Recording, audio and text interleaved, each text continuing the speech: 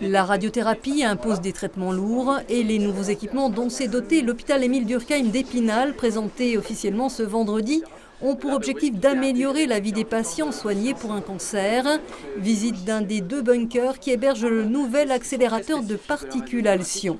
C'est un équipement qui est rapide, plus rapide pour la réalisation des traitements. Donc c'est en gros un bon tiers de temps de séance en moins, donc moins de fatigue pour le patient, plus de confort, plus de précision également, grâce également à un nouveau système de repositionnement basé sur la surface du patient qui va permettre de contrôler pendant toute la durée de la séance en permanence que le patient reste immobile pour garantir une précision de traitement excellente.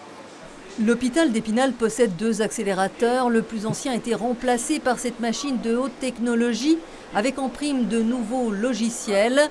Ce sont en tout cas des moyens identiques à ceux qui existent à l'Institut de cancérologie de Lorraine, ex-centre Alexis Vautrin, qui éviteront aux patients vosgiens d'aller à Nancy. Alors ça concerne la plus grande partie des patients qui nécessitent un traitement par irradiation, dans le cadre de la prise en charge de leur cancer. Et nous avons également, par ce lien très étroit des équipes qui sont les mêmes que celles de Nancy, de permettre que les patients, s'il en est besoin, soient adressés à Nancy pour des traitements plus sophistiqués, plus ciblés. Ces équipements sont aussi un plus pour la confiance retrouvée des patients dans le service de radiothérapie spinalien. Les heures sombres de l'affaire des surirradiés d'Épinal au début des années 2000, c'est du passé, comme le confirme le président du comité vosgien de la Ligue contre le cancer.